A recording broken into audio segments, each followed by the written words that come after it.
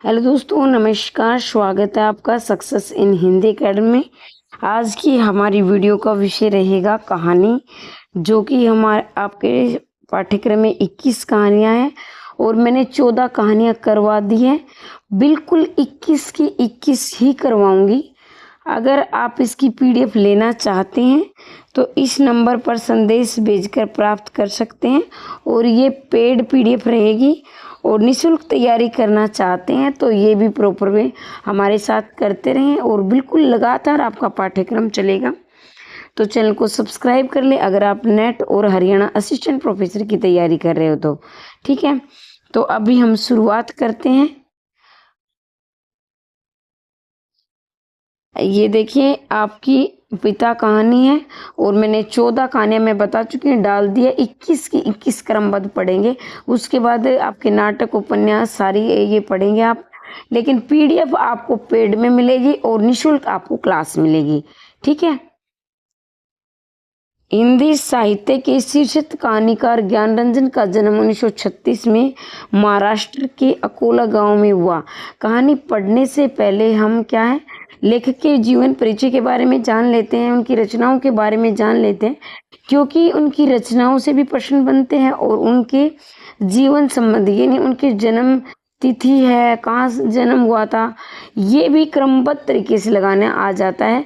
तो ये भी आप याद रखेंगे। ज्ञानरंजन इसके लेखक हैं पिता कहानी के। और 1936 में ज्ञानरंजन का जन्म हुआ था महाराष्ट्र के अकोला गांव में। ठीक है। ज्ञानरंजन साठोत्री पीढ़ी के सर्वश्रेष्ठ कहानीकारों में से एक रूप माने हैं। साठोत्री कहानी 4 यार के रूप में प्रसिद्ध मंडली के 4 सदस्य ज्ञानरंजन, दूधनाथ सिंह, काशीनाथ सिंह, रविंद्र कालिया में से सबसे सर्वाधिक प्रसिद्ध ज्ञानरंजन को ही प्राप्त हुई। कहने का अभिप्राय है 4 यार मतलब कि ये आपस में दोस्त थे। भैया एडजस्ट करेंगे, मेरा गला खराब हो रहा है। 4 यार, 4 यार ये भैया मतलब 4 यार, ये 4 दोस्त थे, जिसमें थे दूधनाथ सिंह थे, काशीनाथ सिंह थे, रविंद्र कालिया थे, ज्ञानरंजन थे। लेकिन इन चारों में से ज्यादा प्रसिद्धि किसको मिली है? ज्ञानरंजन को मिली है। साठोत्री पीढ़ी मतलब जो 1960 के आसपास का जो समय था, जो कहानियां ये लिख रहे थे उस समय की बात है। तो ये जो पिता कहानी है, इसमें थोड़ा सा मैं आपको पहले ही बता देती हूँ कि ये पिता कहानी है जो एक नई पीढ़ी और एक पुरानी पीढ़ी में जो सामंजस्य नहीं बैठ पाता है, वही इसमें द्वंद्व दिखाया गया है। यानी पिता भी अपने संतान से प्रिय या वात्सल्य भाव रखता है, बच्चे भी अपने माँ बाप से प्यार करते हैं, लेकिन उनकी विचारधारा में कहीं ना कहीं अंतर आ जाता है। जैसे आपने सिल्वर वेडिंग कहानी पढ़ी थी, वही ऐसे मिलती जुलती कहानियाँ पूरी कहानी मैं आपको सुनाऊंगी, लेकिन पहले नहीं बताऊंगी, नहीं तो आपकी उत्सुकता इसमें खत्म हो जाएगी। प्रकाशित संग्रह के रूप में ज्ञानरंजन 6 कहानियां संग्रह प्रकाशित हुई है। यहाँ आप सब्जेक्टिव और ऑब्जेक्टिव दोनों ही पेपर के लिए इस लाइन को याद रखेंगे। बहुत ही महत्वपूर्ण लाइन है। यानी कि प्रकाशन की दृष्टि से देखा जाए तो इनकी ज्ञानरंजन की 6 कहानी संग्रह प्रकाशित हुए। अब कहानी संग्रह और कहानी में क्या अंतर होता है ये जान लीजिए। कहानी होती है जिसमें एक कहानी होती है, और संग्रह मतलब एक से ज्यादा कहानियां संकलित हो, इसमें 2 भी हो सकती हैं और 2 से ज्यादा भी हो सकती हैं। जैसे आप एक वचन बहुवचन पढ़ते हैं। लेकिन इन कहानियों की कुल संख्या 25 है। अगर मतलब इनको अगर संग्रह में हम बांटेंगे तो 6 हैं, लेकिन अगर हम इनकी कुल कहानियां देखेंगे तो 25 है, जो कि सपना नई नामक संकलन में एक प्रकाशित हुई। मतलब कि ये जो 25 कहानियां जो सपना नई में संकलित हुई हैं, ठीक है, तो ये आपके ऑब्जेक्टिव सब्जेक्टिव दोनों ही दृष्टि से महत्वपूर्ण लाइन है, इसे आप याद रखेंगे। ठीक है। अगर मैं स्पीड से बोल रही हूँ तो आप इसको रोक कर अपने तरीके से पढ़ सकते हो, और मेरी वीडियो ऐसी है आप काम करते करते भी पढ़ोगे तो आपको याद हो जाएगी, क्योंकि मैं एक बात को 2-3 बार रिपीट करती हूँ। और इसके साथ ही हमारी गली में काफ़ी सामान बेचने वाले आते रहते हैं, तो आप जैसे मैं सामंजस्य करती हूँ आप भी करेंगे, और ऐसे मैं इनका इंतजार करूँ, ये चले जाएंगे तब बनाऊंगी तो मेरी वीडियो शाम तक नहीं बन पाएगी। ज्ञान रंजन ने पहल नामक पत्रिका कई वर्षों तक कुशल संपादन किया। अब आप याद रखेंगे ज्ञान रंजन की जो पत्रिका है इसका क्या नाम है, तो पहल है। ज्ञान रंजन ने कौन सी पत्रिका प्रकाशित की, किस पत्रिका के संपादक रहे हैं, तो पहल के रहे हैं। तो ये 2-3 लाइनें लगातार ये आपके ऑब्जेक्टिव पेपर में भी आ सकते हैं और सब्जेक्टिव पेपर में भी आ सकते हैं। जो हम पढ़ रहे हैं ये आपके दोनों यूजीसी नेट ऑब्जेक्टिव सब्जेक्टिव तीनों ही परीक्षाओं को मद्देनजर रखते हुए पढ़ रहे हैं। अगर आपको लग रहा है मैं ज़्यादा बातें करती हूँ, मैं वही बात बताती हूँ जो आप ये जान सके कि आप गलत दिशा में नहीं है। इनकी प्रसिद्ध कहानी संग्रह देखेंगे। अब इनके जो 6 कहानी संग्रह मैंने आपको बताए थे, इसके साथ कुछ कहानियां महत्वपूर्ण वो हम इस पर पढ़ेंगे। यहाँ फैंस के इधर उधर, यात्रा, सपना नहीं है, तो इसमें देखेंगे ये तीनों ही परीक्षा में पूछे गए हैं। फैंस के इधर उधर भी, यात्रा भी, सपना नहीं आदि। इन्होंने कबाड़ खाना एक अनूठी पुस्तक भी लिखी है।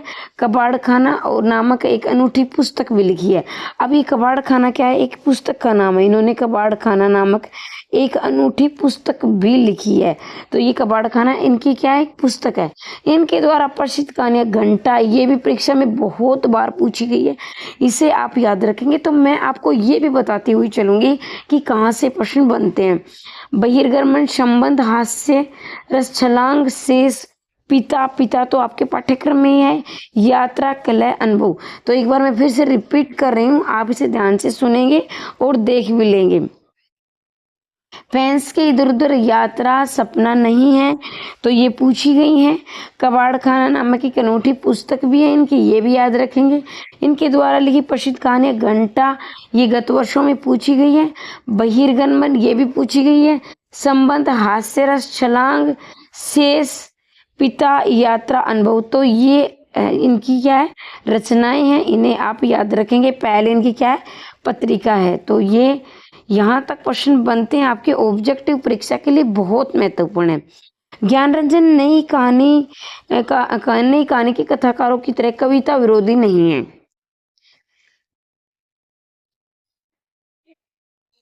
तो भाई देखिए, आप कोई कविता लिखता है तो वो कहानी विरोधी हो जाता है, और कोई कहानी लिखता है वो कविता विरोधी। लेकिन हमारे ज्ञान रंजन जो लेखक है उन्होंने ऐसा नहीं किया है। उन्होंने कहानियां लिखी हैं लेकिन उन्होंने कविता का विरोध नहीं किया है। ज्ञानरंजन ने स्वयं इस बात को स्वीकार किया है कि उनकी कहानियों का कविता के साथ गहरा संबंध है, यानी उनकी कहानियां कहीं ना कहीं कविता से भी जुड़ी हुई है। ज्ञानरंजन ने अपनी कहानियों की पृष्ठभूमि खासकर पारिवारिक संबंधों को बनाया। अब बिल्कुल ये बात बिल्कुल सत्य बात है, पारिवारिक संबंधों को इन्होंने अपना आधार बनाया। जैसे पिता कहानी है, हमारे भी घर में पिता है, दादा है, जो भी रिश्ते रहे हैं, जैसे मतलब आपको ये मैम हमारे दादा तो जा चुके हैं तो वो एक अलग बात है, कभी ना कभी रहे होंगे। तो हमारे माता है, तो हमारे परिवार में क्या संबंध होता है, किस तरह से विचारधारा में हमें मेल खाकर अपनी ज़िंदगी आगे बढ़ानी है और संबंधों में मिठास कैसे लानी है, तो ये ज्ञान रंजन ने अपनी कहानियों में दिखा दिया है। और एक तरह से देखा जाए तो इन्होंने अपने संस्कारिक, यानी ये हर एक चीज़ भौतिकता से जुड़ी नहीं होनी चाहिए, नहीं तो हम क्या एक मशीन की तरह बन जाएंगे। हमारे अंदर वात्सल्य भाव भी होना चाहिए। एक पिता यानी आपने क्या है, एक प्रेम संबंध, यानी एक दोस्त के साथ कैसे निभाने हैं, पति के साथ, पत्नी के साथ, ये सब हमारे अंदर वो भावना होनी चाहिए। ठीक है, एक दूसरे भावनाओं से जुड़ा होना चाहिए। तो ये इन्होंने ज्ञान रंजन ने दिखाया है। पिता ज्ञान रंजन की महत्वपूर्ण कहानियों में से एक है, यानी कि इनकी महत्वपूर्ण और प्रसिद्ध कहानी है। आपको लग रहा है कि मैं ये बातें कर रही हूँ, ये एक एक बात आपको मतलब कि ये आपके निष्कर्ष में लिखोगे। जो भी मैं बोल रही हूँ आपका समय खराब नहीं कर रही हूँ, यानी आप निष्कर्ष रूप में, अगर आपने कहानी सुनी है, अगर आप इसमें आपके पास समय कम है और आप पिता कहानी लिखने आ जाए, तो मैं ये बोल रही हूँ ये भी आप लिख दोगे तो अच्छे नंबर आपके आ जाएंगे। और वैसे तो मैं चाहूँगी कि आप 0 से लेकर 100% मेहनत करें। ठीक है, तो 0 से लेकर 100% आपको चलना है, मैं ऐसी उम्मीद रखती हूँ आपसे। इस कहानी में रूढ़ियों से चिपके पिता के जिद्दी रूप को दिखाया गया है। मतलब पिता है ना, इतना जिद्दी है कि रूढ़ियों से जकड़ा हुआ है, मतलब अपने आप में परिवर्तन ही नहीं लाना चाहता है। तो ये जैसे कि आपने सिल्वर वेडिंग कहानी पढ़ी थी, जैसे आपके एनसीईआरटी में थी। संयुक्त परिवार के टूटते चले जाने, युवाओं को शहरों की ओर रुखने से बूढ़े अपनी समस्याओं से बड़ी असहाय अवस्था में अकेले पड़ते जा रहे हैं। अब क्या है, संयुक्त परिवार मतलब बड़ा परिवार है, जिसमें पूरा माता पिता हैं, बच्चे हैं, दादा दादी है, चाचा चाची है। तो इस तरह से हमारा संयुक्त परिवार बनता है। लेकिन अब क्या है, संयुक्त परिवार किस लिए टूट रहे हैं? जो कि युवा है अपने कैरियर के लिए, जैसे हम भी और आप भी जाते हैं, जैसे कोचिंग के लिए जाते हैं, कहीं नौकरी मिल जाएगी तो हमें जाना पड़ेगा, क्योंकि भाई ये पैसा भी लाइफ में जरूरी है। तो इस तरह से युवा तो क्या है, शहरों की ओर रुख कर रहे हैं। अब बूढ़े अकेले कैसे पड़ रहे हैं? क्योंकि वो उनके साथ जाना नहीं चाहते। क्यों नहीं जाना चाहते? क्योंकि वो अपनी रूढ़ियों से जकड़े हुए हैं, उनको नहीं छोड़ना चाहते। अब कहीं ना कहीं युवाओं की मजबूरी है, क्योंकि पैसे की जरूरत है और उनको पैसे कमाने के लिए उनको शहर में रुख करना पड़ता है। अब कहीं ना कहीं थोड़ा सा युवा भी बदले, थोड़ी सी क्या है, अपने आप में थोड़ा एक कदम पीछे बढ़ा लें। यानी ऐसा नहीं कि कदम ही बढ़ाना है, मतलब विचारधारा के मामले में कह रही हूँ। अब बूढ़े भी क्या है, जैसे हमारे माता पिता दादा, वो क्या, वो थोड़ा सा आधुनिक बन जाए, अपने बच्चों की ओर सामंजस्य कर ले, तो एक जिंदगी आसान हो जाती है। परिवार में क्या, भावनात्मक रूप से रिश्ते मजबूत हो जाते हैं। पिता में कहानीकार का उद्देश्य चिर परिचित समस्याओं को रेखांकित करना नहीं, बल्कि पुरानी पीढ़ी को रूढ़िवादित को उद्घाटित करना है इस कहानी का मुख्य उद्देश्य। तो इस कहानी का मुख्य उद्देश्य यही है कि पुरानी पीढ़ी अपनी रूढ़िवादिता को, इन्हें अपनी पुरानी विचारधारा को छोड़कर थोड़ा आधुनिक बन जाए, और जो नई पीढ़ी है वो थोड़ा सा पीछे आए, मतलब अपने माता पिता के बारे में भी सोचे, भाई इनको ये पसंद है तो हम ये कर लेते हैं, ठीक है। अब इनके पात्र पढ़ेंगे। कहानी, ये मैंने आपको कहानी नहीं पढ़ाई, कहानी का थोड़ा सा सारांश बताया, ताकि आपको पता लगे कि हम आज पढ़ने क्या वाले हैं। और ये पात्र मैं पहले आपको बताऊंगी, पात्रों के बारे में। आप मुख्य पात्र तो जरूर याद करेंगे, 21 का कहानी के नाटक निबंध सबके याद करने हैं। लेकिन क्या है, गौण पात्र अगर वैसे आप देख लेंगे, सुन लेंगे, बहुत ज़्यादा इसको रटने की आवश्यकता नहीं है, बस इतना जरूर याद रखना है। जैसे ऑप्शन में आ जाए ऑब्जेक्टिव पेपर में, यानी आपका जो वैकल्पिक विषय है, तो उसमें आप इसमें टिक मार लगा सको, इतना तो आप जरूर याद रखेंगे, ठीक है। उसके बाद अगर आप ये लिख रहे हो, मतलब ये अगर ये कहानी लिखनी आ जाए आपके सब्जेक्टिव पेपर की दृष्टि से, यानी आपके लिखित पेपर में, तो आप गौण पात्र छोड़ सकते हो, लेकिन मुख्य पात्र तो आप बिल्कुल नहीं छोड़ेंगे, वो तो आपको लिखने ही लिखने हैं, ठीक है। तो पिता, देखिए, मुख्य पात्र जो पुरानी पीढ़ी का प्रतिनिधित्व करता है, आत्मनिर्भर तथा स्वाभिमानी है। मतलब कि पुराने पिता है जो पुरानी पीढ़ी को, यानी पुरानी पीढ़ी की क्या विचारधारा है, ये हमें दिखलाएंगे इस कहानी के माध्यम से। आत्मनिर्भर है, यानी हर कार्य अपना खुद करते हैं, किसी दूसरे पर निर्भर नहीं रहते। स्वाभिमानी, मतलब कि अपने मान मर्यादा का ध्यान रखते हैं। पुत्र कहानी का मुख्य पात्र है, जो इसमें पुत्र है ये मुख्य पात्र है, यानी कहानी का नायक है, कहानी का हीरो है, जो आधुनिक पीढ़ी का प्रतिनिधित्व करता है। पुत्र पिता को आधुनिक समय के अनुसार ढालना चाहता है। अब कई देखो भाई, मैं भी कई बार मेरे अंदर भी ऐसी भावनाएं आ जाती, मैं ये कहानी पढ़ रही तो मैं अपने आप को देख रही थी, आप भी देखेंगे, ऐसा नहीं कि मैं देख रही थी। इस कहानी को पढ़ोगे तो आप भी देखोगे, आपको ये लगेगा कि ये कहानी तो मेरी भी है, मैं भी ऐसा ही करता हूँ या करती हूँ। और इसके अलावा, क्योंकि भाई देखो, मेरे तो, मैं वैसे बताने नहीं चाहिए, मैं कमजोर नहीं पढ़ती हूँ, आपको आपने देखा भी होगा, मैं हमेशा पॉजिटिव रहती हूँ।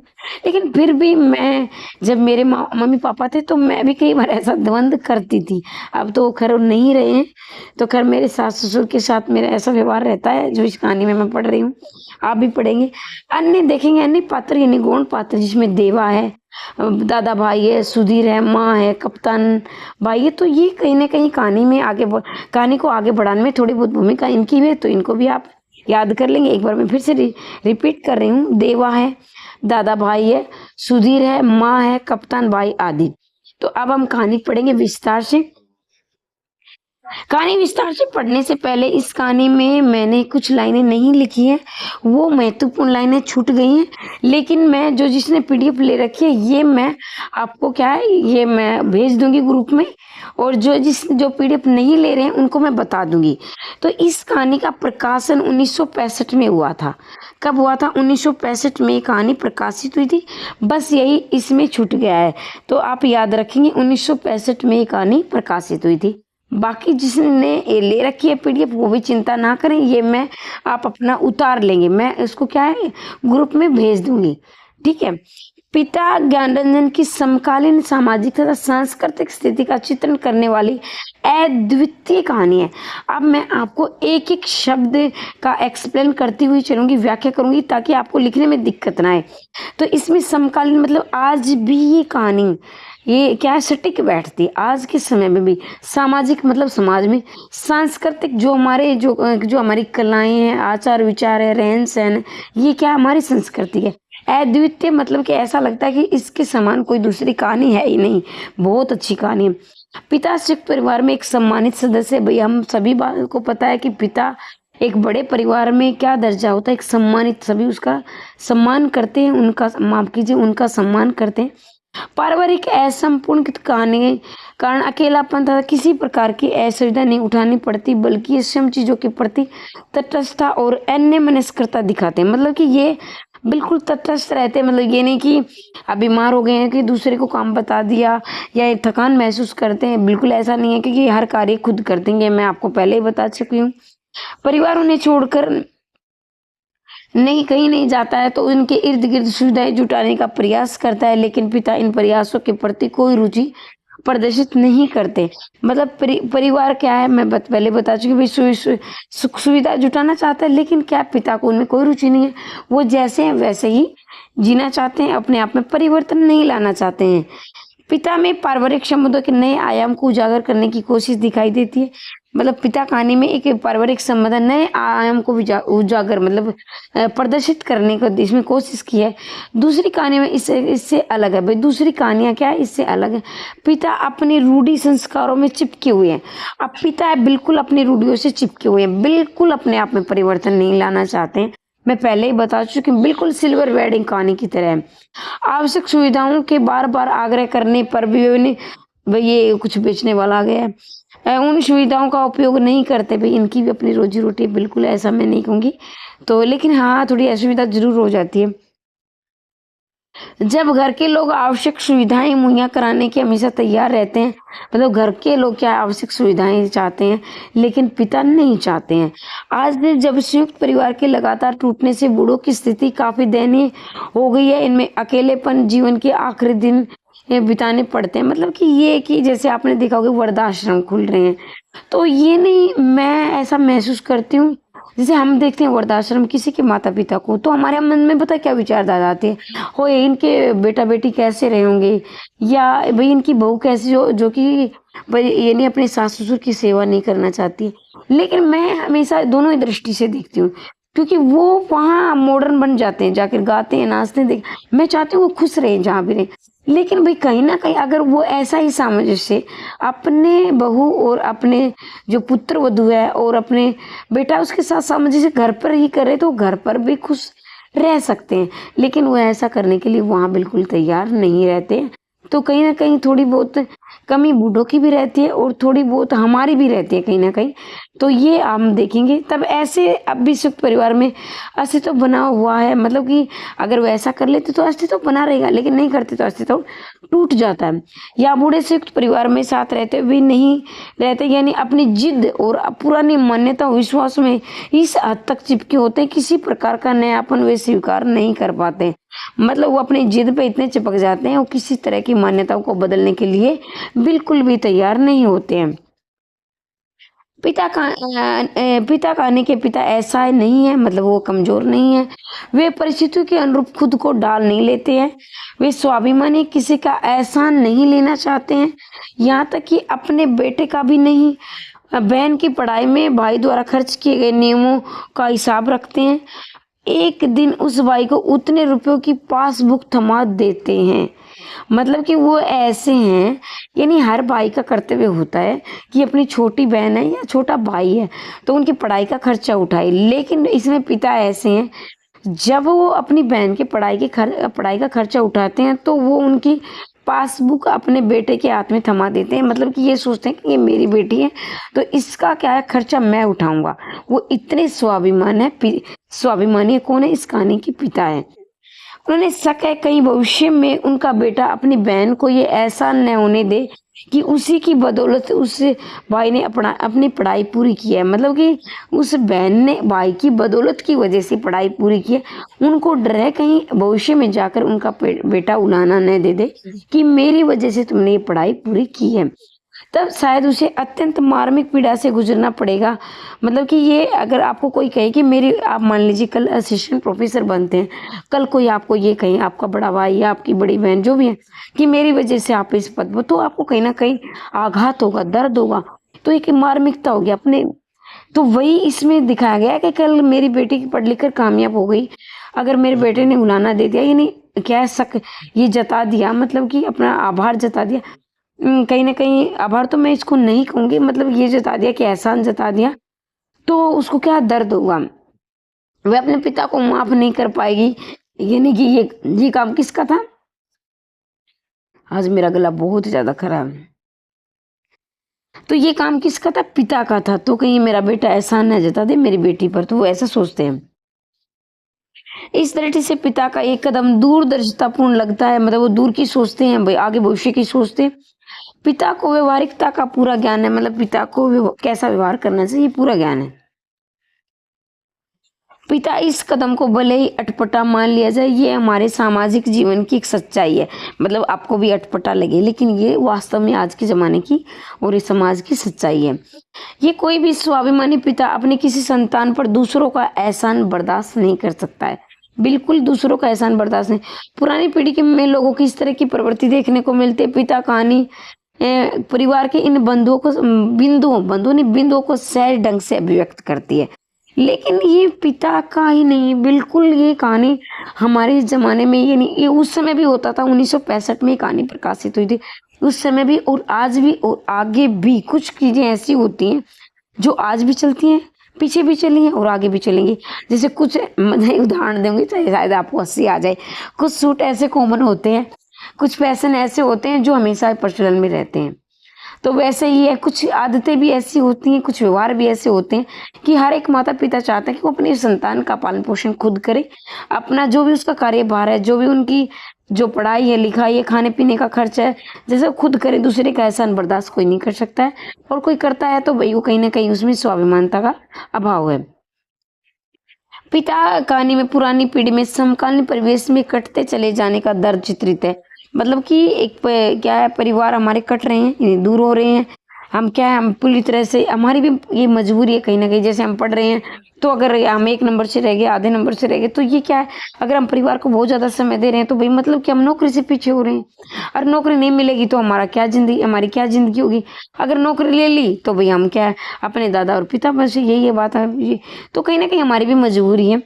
इसमें बदलती मानसिकता का अंकन है।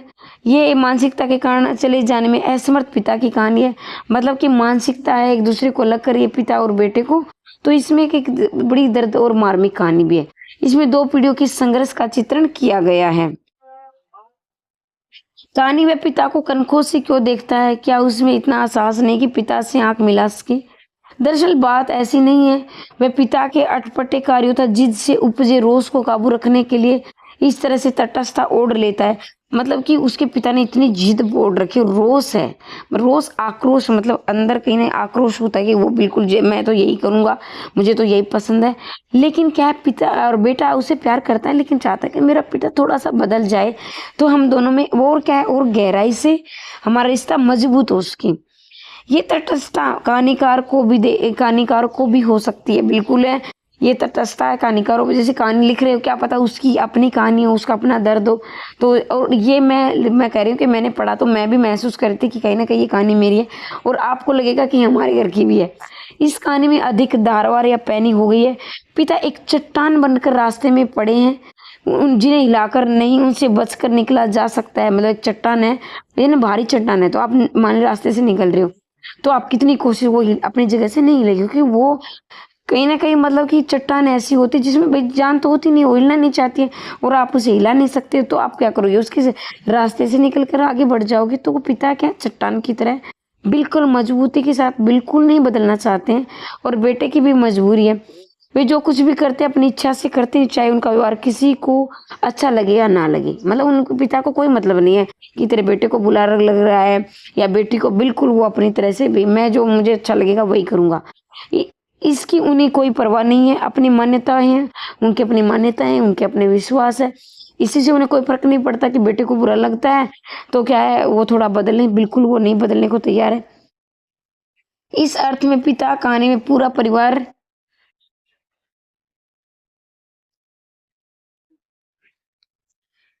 इस अर्थ में पिता का ने पूरा परिवार पिता के व्यक्तित्व से आक्रांत है।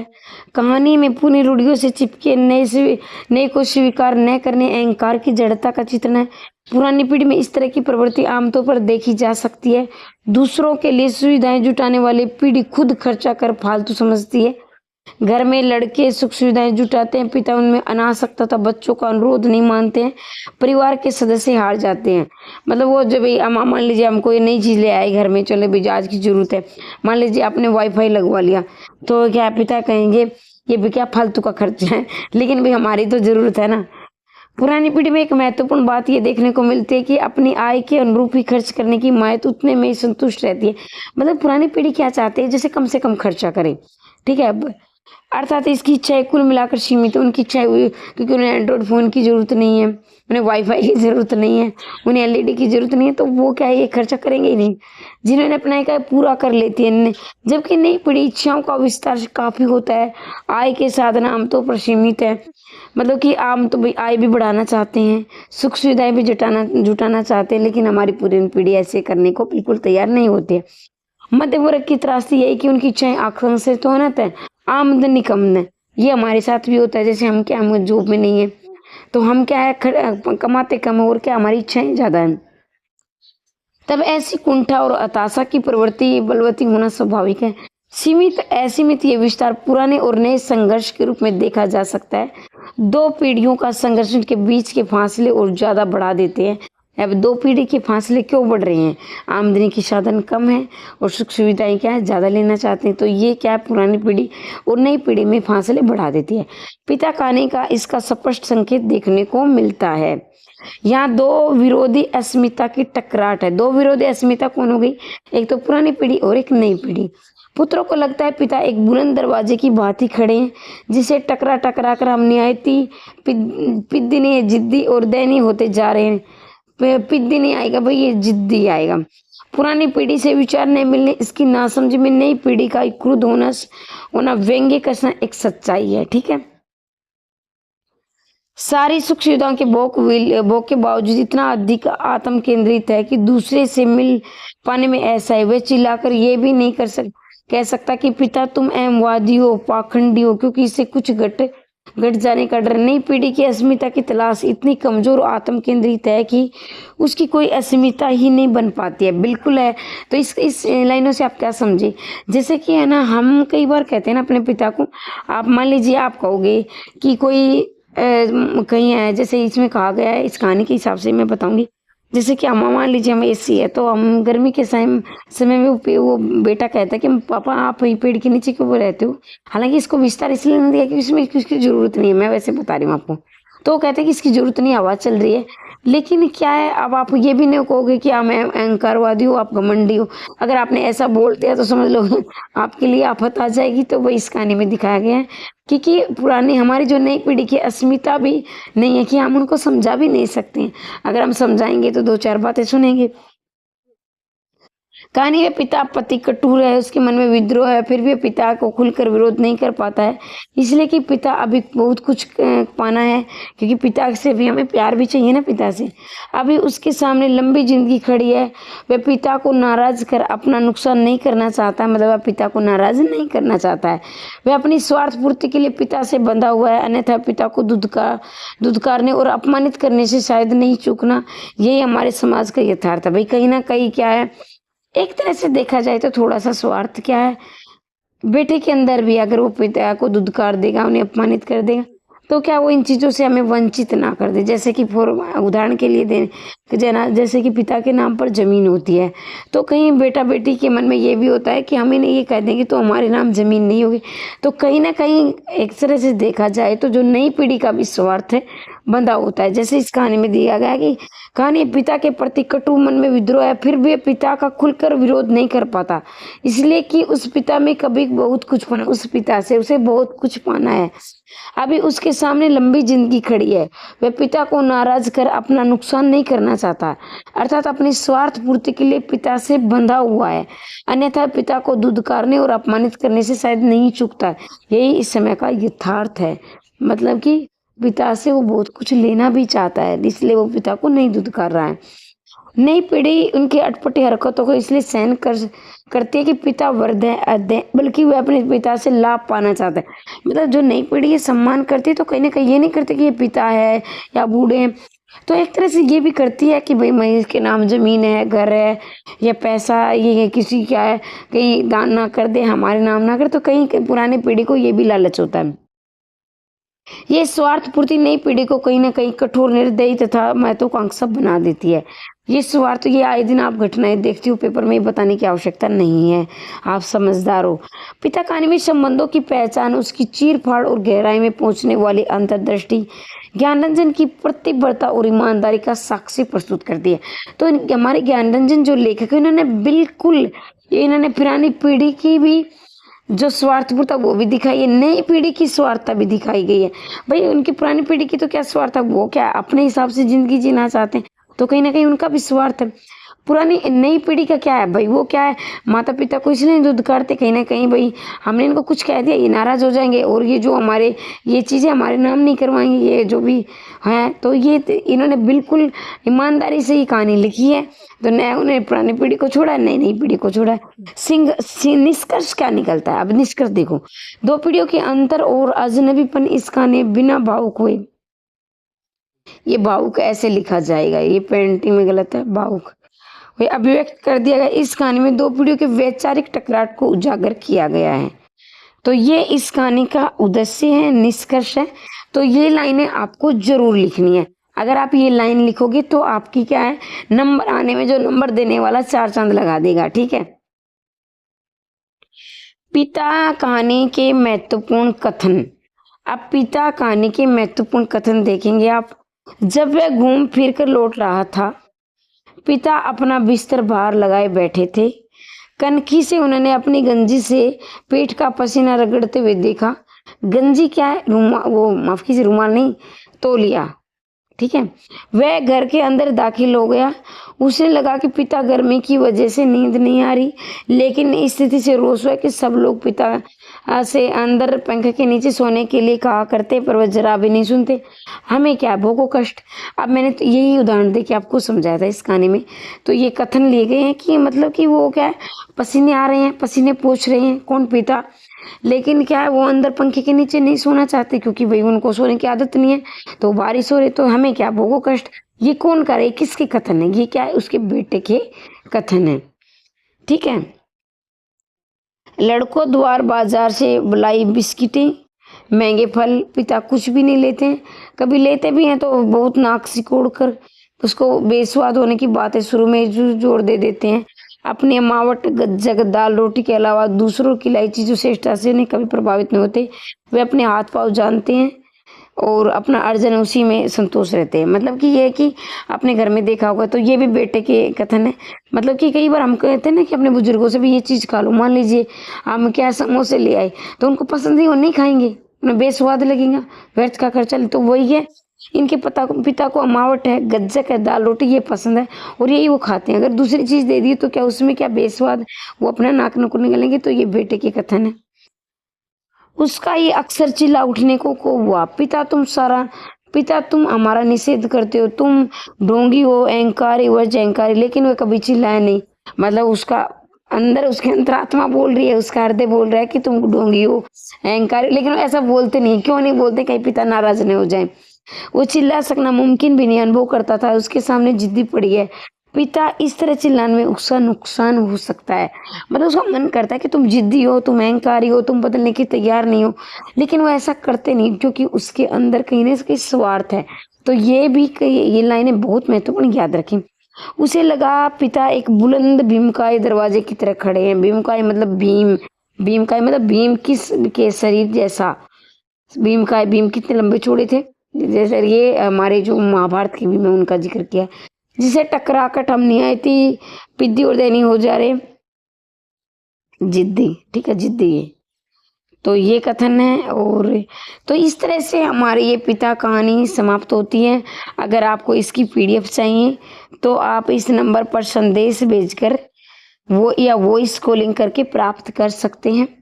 अगर आपको ये कहानी अच्छी लगी है तो अपने विचार जरूर व्यक्त करें। आपके कमेंट मुझे अगली वीडियो के लिए मोटिवेट करते हैं, प्रेरित करते हैं।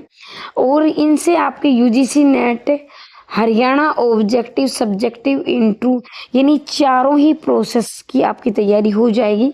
और इनका क्या है, अभी इनका जो प्राइस है ये आप वैसे कर सकते हैं। वैसे मैंने 1499 रुपये की भी दे दिए हैं, लेकिन कुछ ऐसे हैं 1499 रुपये देना चाहिए, लेकिन कुछ ऐसे हैं भाई, कुछ की पारिवारिक अपनी समस्याएं होती हैं, तो वो भी मैं उनके साथ भी खड़ी हूँ। मैं इतनी भी स्वार्थी नहीं हूँ। लेकिन क्या है भाई, देखो इतना तो आप भी समझ सकते हैं। मैंने अब जैसे कहानी में भी हमने पढ़ा, खाने के लिए पैसा, पहनने के लिए, लेकिन मैं हर काम पैसे के लिए नहीं करती हूँ, आप मुझे ज़रूर समझेंगे। बिल्कुल ये नहीं कि पैसा ज़रूरी है मेरे लिए भी, आपके लिए भी, लेकिन इतना नहीं कि हम बिल्कुल पैसे के लिए अंधे हो जाएं। तो वो आप में और मैं हमेशा मैंने चैनल के लिए किया भी है। मैंने 1.5 साल आपको निःशुल्क, बिल्कुल निःशुल्क पढ़ाया है, और अब भी मैं निःशुल्क पढ़ा रही हूँ, ठीक है। लेकिन जिनको पीडीएफ चाहिए तो उनके लिए पैसा है। निःशुल्क मैं पढ़ाऊंगी और आगे भी पढ़ाती रहूंगी, ठीक है। अगर मुझे मौका मिला तो, भगवान ने मुझे मौका दिया तो मैं आपकी सेवा में लिए हमेशा तत्पर रहती हूँ। और ये एक वीडियो मैंने और बना रखी है जिसमें असिस्टेंट प्रोफेसर के कितने फॉर्म भरे गए हैं, ये भी आप जरूर देख लेना, कितना आपका कंपटीशन है। पीजीटी के भर रखे हैं तो पीजीटी की भी कितनी पोस्ट खाली है, ये वीडियो भी मैंने बना दी, जिसने नहीं देखी देख लेना। तो अगर आपको टीजीटी पीजीटी के नोट्स चाहिए तो भी इसी नंबर पर मिलेंगे, संदेश भेजकर वॉइस कॉलिंग भी करके भेज सकते हैं। लेकिन इसमें कॉल की सुविधा नहीं है, इसके लिए मैं माफ़ी चाहूँगी, क्योंकि सबका अलग अलग रिचार्ज करना थोड़ा मुश्किल होता है। ये वाईफाई से चल जाता है इसका काम, इसलिए कभी आप ये सोचो कि मैम ने हमसे बचने के लिए ऐसा कर रखा है, ऐसा बिल्कुल नहीं है। आप वॉइस कॉलिंग करेंगे मैं आपको उतना ही समय दूंगी, लेकिन क्या अलग अलग रिचार्ज करवाने का इतने पैसे मेरे पास नहीं होते, तो मैं वाईफाई से काम चला लेती हूँ, तो एक ही फ़ोन में मैं रिचार्ज करवाती हूँ, ठीक है। तो ये है हमारी कहानी, कैसी लगी फिर कहती हूँ कमेंट बॉक्स में अवश्य लिखें। और मैं चाहती हूँ कि इसी भर्ती में आपका चयन हो जाए। हमेशा हंसते रहिए, मुस्कुराते रहिए, दिन दोगुनी रात चौगुनी उन्नति करते रहिए। मिलते रहिए अगले वीडियो में, तब तक के लिए जय हिंद, जय भारत।